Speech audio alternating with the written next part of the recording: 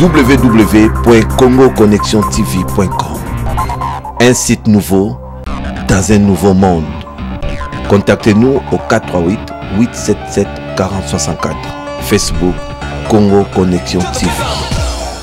Ce que je voudrais dire qui est assez important, c'est que vous devez savoir, je le dis à l'opinion ici, que Joseph Kabila prépare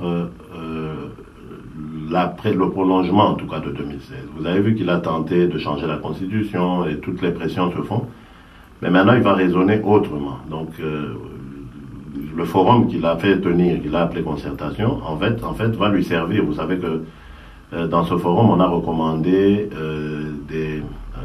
un recensement. Il va servir du recensement qui va commencer autour de 2015, qui va prendre 2 à 3 ans. Vous voyez que le délai de 2016 est dépassé. Après cela, il va commencer par les élections locales, et puis provinciales, et puis nationales. Il prendra pour prétexte le fait qu'on ne peut pas organiser tous ces trois scrutins dans la même année. Donc il faudra les étaler, avec évidemment la complicité ou le silence de la communauté internationale qui financera, parce que c'est à lui qu'on s'adressera pour financer. Et donc, ça va être échelonné, on arrivera facilement à 2019-2020. Voilà l'information essentielle que je voulais faire passer et pour laquelle je demande aux Congolais de rester très vigilants partout où ils sont. Kabila n'a pas gagné les élections de 2011, il ne peut même pas se permettre de parler de l'échéance 2016. Alors, a fortiori, s'il doit parler de 2019, c'est inacceptable. Il ne sera pas candidat en 2016. Mais vous remarquerez qu'il y a une subtilité dans sa phrase. Quand il dit qu'il ne sera pas candidat, il dit ensuite, mais il donnera le pouvoir après qu'il y ait eu élection dans ce pays. Donc même en 2019, il pourrait être là et de rendre le pouvoir après qu'il y ait eu élection. Félix Tshisekedi, bonsoir. Bonsoir, Papa Jules. En quelques mots, quelle est la situation en République démocratique du Congo? Ben, elle est déplorable, hein. La situation socio-économique, n'en parlons pas. Vous savez, ça va de mal en pis. Je reviens de là, j'étais encore là au mois d'août. Le Congo va mal. Et la vitrine du Congo, on le sait très bien, c'est Kinshasa.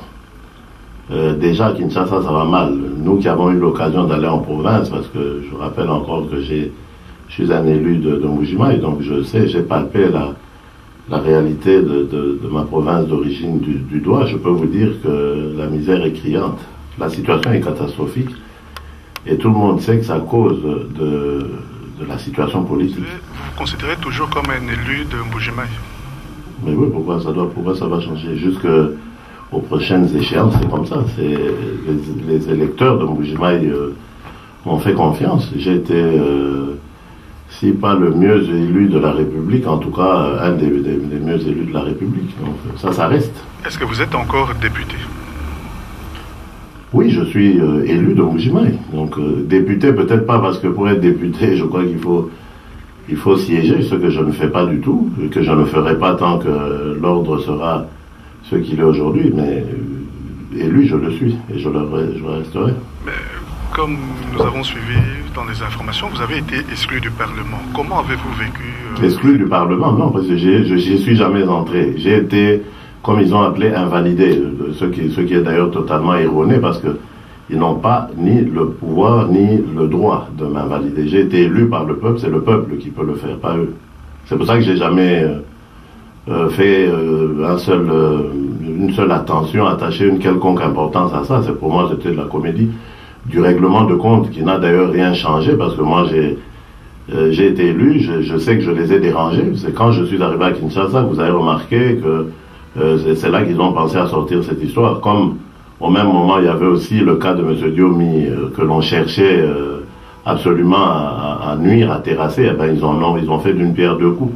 C'est plutôt M. Diomi et moi qui étions visés que tous les cinq, comme ils ont présenté la situation. Mais bon, écoutez, c'est vraiment un épiphénomène, il ne faut vraiment pas s'attacher à ça. J'espère que vous n'allez pas consacrer la majeure partie de vos questions sur... Non, on va arriver étape par étape. Mais d'après certaines informations, il paraît que vous n'avez pas respecté les deals de faire partie de la CENI. C'est pour cela que, en représailles, on vous a invalidé du Parlement. Le deal passé avec qui? Je ne sais pas. Ça... Ben voilà, donc, comme déjà vous ne savez pas, donc les CCI paraît là où ils sont. Vous savez, les Congolais, nous avons inventé la radio trottoir, vous savez, hein, donc nous sommes vraiment les maîtres de la désinformation, des rumeurs et tout ce que vous voulez. Non, non, je n'ai pas fait de deal avec personne, si ce n'est la proposition que m'avaient faite les amis, on va les appeler ainsi, députés, qui avaient été élus sur la liste de notre parti et qui sont partis siéger à... C'était quoi la proposition? De me désigner comme le représentant de l'opposition au poste de rapporteur à la CENI. Mais là où nous divergions, les amis et moi, c'est que déjà nous de l'UDPS, nous qui n'avons pas été siégés et tous les autres, nous ne nous considérons pas comme étant de l'opposition. Nous avons gagné les élections, nous ne sommes pas de l'opposition. Donc le poste de rapporteur ne pouvait pas nous revenir, ça c'est une chose. L'autre chose, c'était aussi que la position du parti est celle qui est connue, c'est-à-dire nous ne siégeons pas dans cette assemblée de kabylistes, dont la plupart d'ailleurs qui se disent députés sont des gens nommés plutôt qu'élus. Vous avez suivi les contestations qui ont suivi la période électorale. Ils ont commencé la bagarre entre eux, membres de ceux qu'ils appellent la majorité. Ils se sont empoignés, se contestant les uns les autres. Donc c'est pour vous dire qu'il n'y avait rien de crédible là-dedans. Donc ça ne servait à rien d'aller là-bas parce que c'était une majorité factice qu'ils se sont inventés dans le but de commencer à faire ce qu'ils ont l'intention de faire maintenant, et j'espère dont on parlera, parce que ça, c'est, je trouve, le plus important. Il faut éveiller la conscience de nos concitoyens. Quelle relation avez-vous? Et puis, oui, pardon, je terminais. Donc, le troisième point, c'était personnel. Donc, personnellement, j'ai rejeté cette CENI parce que, personnellement, je ne me voyais pas passer 6 ans dans cette histoire. Moi, je suis plutôt politique que société civile. Je ne me voyais pas passer 6 ans prisonnier dans cette histoire plutôt que d'être proche de mon parti, dans mon parti en train de militer, proche de ma population. Et voilà, donc c'était ces 3 raisons qui ont milité en faveur de mon refus. Est-ce que vous avez reçu des pressions pour ne pas faire partie? De qui?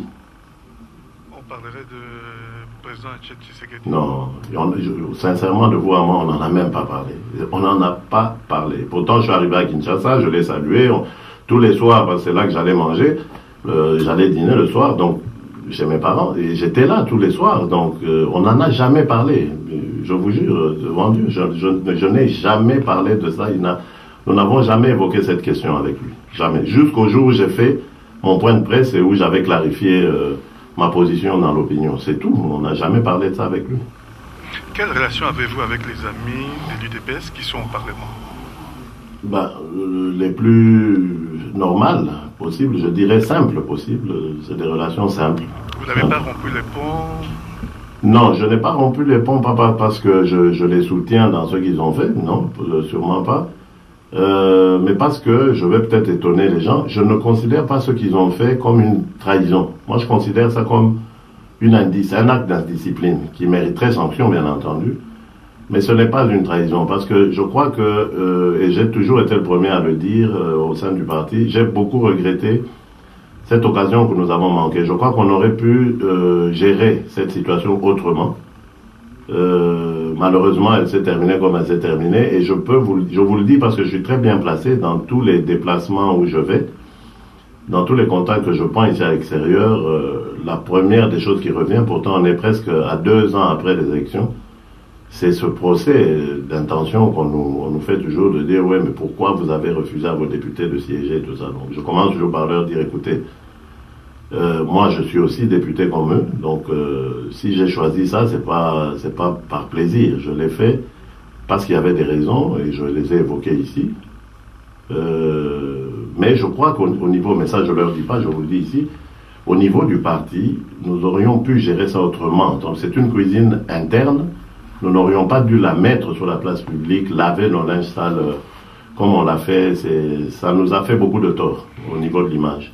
Dans ce que vous venez de dire, qui vous incriminez?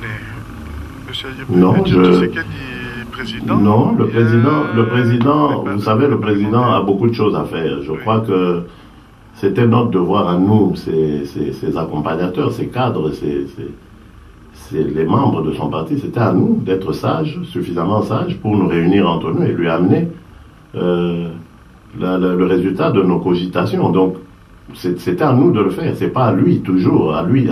Non, lui, c'est le président de la République. Il a d'autres tâches. C'est à nous de réfléchir aux problèmes du parti et de lui amener les solutions.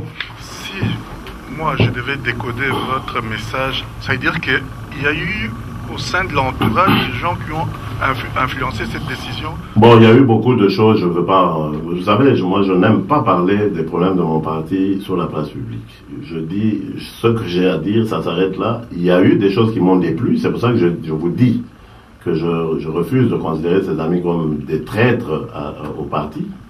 Il y en a peut-être parmi eux, je n'ai pas dit qu'ils sont tous blancs comme neige, mais il y en a, on sent, je les ai vus, j'ai parlé avec eux, je suis en contact avec eux. Il y en a qui continuent à se revendiquer membres du parti. Bon, je leur dis que c'est pas à moi de décider s'ils le sont ou pas. Et qui continuent à faire du travail avec moi, avec certains cadres aussi du parti, pour le parti, pour l'intérêt du parti. Donc, pourquoi est-ce que je vais rejeter des gens comme ça quand ils contribuent à ce que nous faisons politiquement, voire même diplomatiquement des fois. Donc, mais par rapport au parti, certains vous verrez bien comme président de l'UDPS. Qu'est-ce que vous en pensez, vous, personnellement? Oui, je dis que c'est pas le moment d'y penser. Moi, je n'y pense pas, je vous le dis très sincèrement, la main sur le cœur, je n'y pense pas. Pourquoi? Parce que le président est là, il est bien là, le président que nous avons, et nous avons le meilleur président possible. Je crois que dans l'UDPS, nous n'avons pas, et nous n'aurons sûrement pas de sitôt, un candidat aussi crédible et aussi charismatique qu'Étienne Tshisekedi. Donc, au lieu de commencer à spéculer sur ce que sera l'après Tshisekedi, parce que l'après Tshisekedi n'appartient qu'à Dieu, pensons plutôt à ce que nous pouvons faire pendant que nous avons un monument comme celui-là, et pendant que nous pouvons en faire beaucoup de merveilles avec lui. Voilà, c'est pour ça que je ne me mets jamais ça à l'esprit. Ça, c'est d'une part. D'autre part, bon, écoutez, c'est d'un point de vue sentimental. Cet homme, c'est mon père. Vous me demandez là de penser au jour où il sera plus là. Ce sera le jour le plus triste de ma vie. Donc, je ne peux vraiment pas y penser du tout. D'autres disent en termes stratégiques, comme lui s'occupe de la présidence de la République, vous, Félix, vous pouvez vous occuper de la présidence de l'UDPS? Mais non, vous connaissez notre problème que nous avons appelé chez nous le fameux problème d'impérium, c'est-à-dire l'effectivité du pouvoir. Mais tant que nous n'avons pas l'impérium, le président de la République est encore président du parti. Pourquoi est-ce qu'on doit changer ça? Pourquoi est-ce qu'on doit bouleverser ça? Pour moi, ça ne sert à rien. À tous ceux qui disent ça, je leur pose toujours la question de savoir quelle est l'opportunité de faire ça. Quand on parle de renouvellement de la génération? Pourquoi on veut renouveler?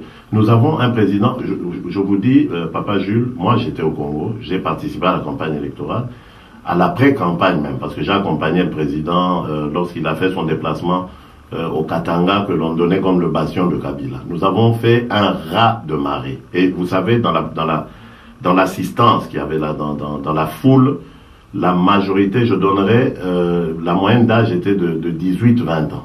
Donc ce sont des jeunes qui soutiennent un homme de 80 ans.